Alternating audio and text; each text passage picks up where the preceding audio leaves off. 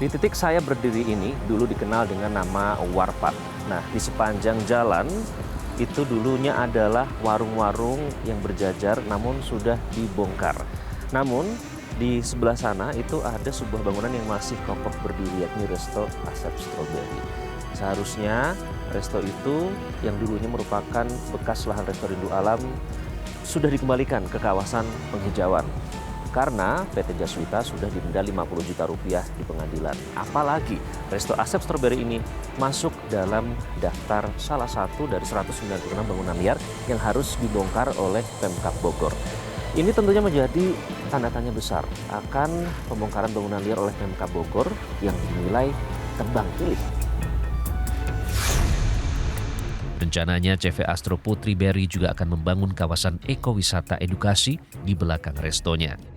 Warga kampung Naringgul yang berada di kawasan tersebut bahkan sudah diberi surat peringatan untuk segera angkat kaki.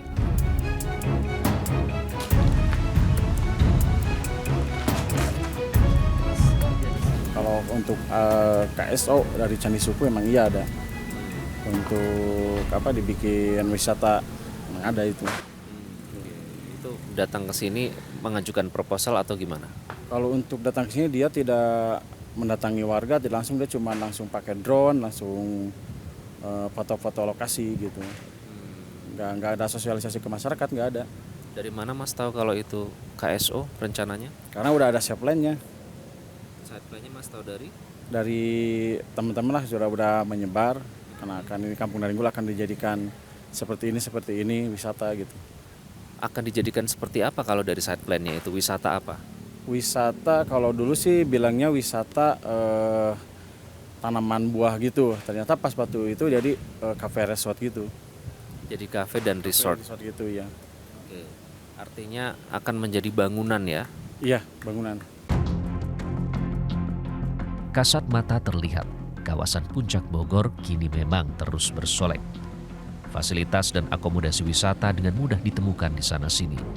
Maklum saja, kawasan Puncak menjadi destinasi wisata akhir pekan yang paling diminati warga sekitaran Jakarta dan Jawa Barat. Menurut Open Data Kabupaten Bogor di tahun 2023 saja, sudah terdapat 124 unit hotel dan 511 unit akomodasi lain berupa penginapan, villa, dan sejenisnya. Jumlah akomodasi terbanyak terkonsentrasi di Kecamatan Cisarua dan Megamendung yang merupakan kawasan Puncak Bogor. Sebarannya bahkan mencapai 74% dari jumlah total se-Kabupaten Bogor. Sangat patut diyakini, jumlah villa di Puncak Bogor angkanya mencapai ribuan unit, jauh melebihi yang terdata. Sebab di wilayah Desa Tugu Utara saja jumlahnya mencapai 500-an unit. Villa-villa ini berdiri di lahan warga maupun di hutan dan lahan milik negara. Di kami itu memang villa itu kan sebenarnya sebaran villa yang ada di kami itu yang memang seluruhnya hampir di 500-600 villa. Ya, ada kurang-kurang lebih itu. Tapi seluruhnya pun memang ada yang berdiri di atas tanah milik, tanah sertifikat, hak milik. Ada sebagian yang memang berdiri di atas tanah negara yang sudah bersertifikat dan ada juga yang sudah ber-IMB. Gitu. Kami ingin konfirmasi apakah betul atau tidak ada yang seperti itu? Enggak ada. Kalaupun memang sudah sertifikat misalkan ya, alurnya memang objeknya sudah sertifikat, itu kami hanya merekomendasi saja.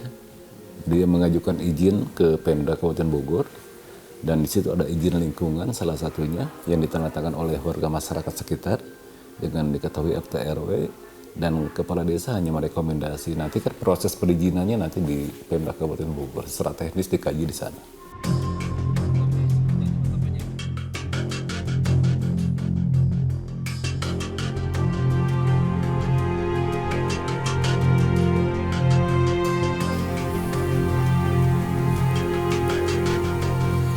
Kami sudah tiba di Desa Tugu Utara, Kecamatan Cisarua di Puncak Bogor, Jawa Barat. Nah, di sini ini total ada 4 lokasi villa yang berada dalam pengawasan bersama antara Kementerian Kehutanan dan Kementerian ATR BPN, karena villa-villa ini berdiri di kawasan hutan produktif. Ini adalah salah satunya. bernama Villa Cemara. Di antara 4 yang lain ini adalah salah satunya. Kita bisa lihat di situ ada papan yang menunjukkan bahwa villa ini berada di bawah pengawasan Kementerian Kehutanan Republik Indonesia ini bersama dengan Kementerian ATR BPN. Di situ dituliskan bahwa area ini masuk dalam kawasan hutan dan dalam pengawasan. Artinya terkait dengan perizinan dan juga status ini masih berada dalam evaluasi. Kalau kita lihat sekilas ya, di sekitar sini kami bisa menggambarkan secara kasat mata saja ini berada di kawasan hutan. Ini terlihat di situ ini merupakan lereng pegunungan. Dan memang disebutkan alasan penyegelan karena ini berada di kawasan hutan produktif. Begitu pula tadi kami juga sempat mendatangi satu lagi, Villa Sipor Afrika.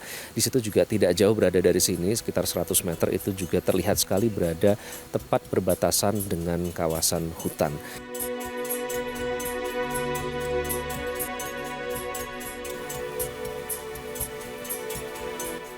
Salah satu villa lain yang juga berada dalam status pengawasan oleh Kementerian Kehutanan bersama dengan Kementerian ATR BPN ini adalah Villa Sipor Afrika.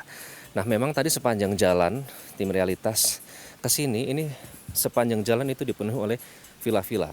Kalau memang pernyataan dari warga lokal yang kami temui yang juga merupakan aktivis, banyak dari villa-villa tersebut yang sebenarnya perizinannya masih dipertanyakan apakah itu merupakan tanah garapan atau statusnya masih harus dievaluasi terlebih dahulu karena tidak sesuai dengan peruntukannya. Di dalam saya melihat ada 2 buah motor yang diparkir dan tadi saya sempat melihat ada 1 orang yang keluar namun kemudian masuk lagi. Saya tidak tahu apakah itu penjaga dari villa ini atau mungkin pihak pengelola. Namun yang jelas villa-villa yang berada dalam status di bawah pengawasan semuanya sepi. Tidak ada aktivitas yang terlihat di villa-villa tersebut.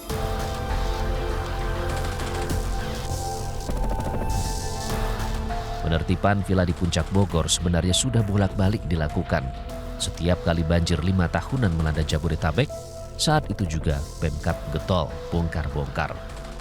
Namun rupanya patah 1 tumbuh 1000. Keberadaan villa dan bangunan liar dan ilegal di Puncak tak pernah ada habisnya. Pengawasan yang mandul dan penegakan hukum yang setengah hati memicu bencana datang silih berganti. Villa-villa cottage di area PTPN yang di HGU 294. Itu ratusan villa di sana karena meliputi 2 kecamatan.